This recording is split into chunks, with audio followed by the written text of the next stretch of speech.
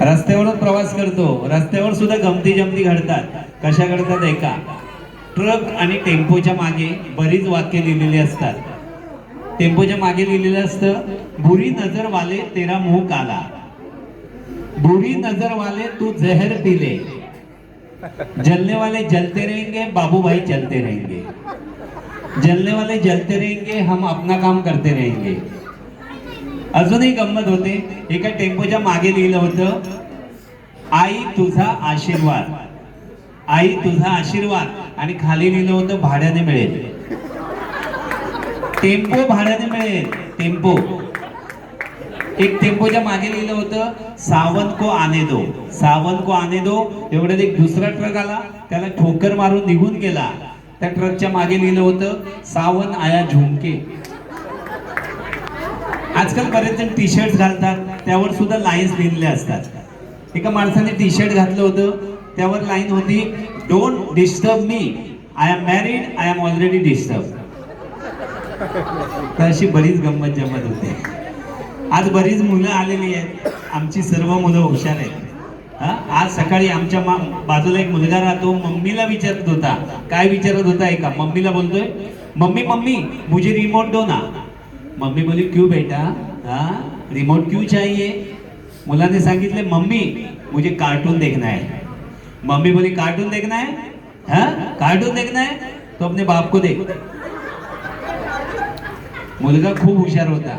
लगेच बोलला, नहीं मम्मी मुझे एक कार्टून बार बार नहीं देखना है. अशी आमची मुलं.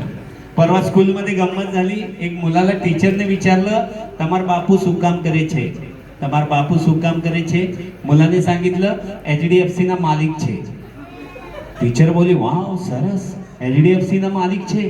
HDFC ના ફૂલ ફોર્મ શું છે. मुलाने सांगितलं, हितेनभाई ढोकला आणि फरसान सेंटर. तर अशी मुलं. पण गावाकडची मुलं, त्यांचे विनोद वेगळे. आता माझं शिक्षण गावी झालं. माझा मित्र होता राजू नावाचा, 7वीत 3 वेळा नापास. 4थ्या वेळी नापास झाला तर शाळेचं नाव खराब होईल. मास्तरांनी जवळ बोलावलं आणि विचारलं, राजू तुझा प्रॉब्लेम काय, प्रॉब्लेम काय. राजूने सांगितलं, मास्तर इंग्लिश विषय माझा प्रॉब्लेम आहे. कारण गावाकडे काही ट्युशन नसते. मास्तर बोले, ठीक आहे, या वर्षी तुला एक निबंध देतो, माय फ्रेंड. हा निबंध तोंडपाठ कर, परीक्षेला हाच निबंध देईल, म्हणजे पास होशील. कारण आपल्या वेळी निबंधाला 25 मार्क होते. मास्तर बोले ठीक आहे. राजू पण बोलला ठीक आहे. राजूने वर्षाच्या पहिल्या दिवसापासून माय फ्रेंड निबंध तोंडपाठ केला परीक्षा येईपर्यंत. पण जेव्हा परीक्षा जवळ आली, मास्तरांची झाली बदली. दुसरे मास्तर आले, त्यांनी निबंध दिला माय फादर. आता राजूने कसं डोकं वापरलं बघा, आणि मास्तर बेशुद्ध पडले. राजूने वर्डिंग लिहिलं माय फादर, खाली लिहिलं fathers and fathers are everywhere but true father is very rare. There are many father but Babulal is my best father. He ऑफन्स come to my home, he love me but more to my mummy. आणि शेवटचं वाक्य लिहिलं मास्तर खुर्चीवरून खाली बेशुद्ध. वाक्य होतं, father is better in morning and gutter in evening. Raju आमचा इंग्लिश मध्ये नापास. मराठीच्या बाईंनी निबंध दिला आळस.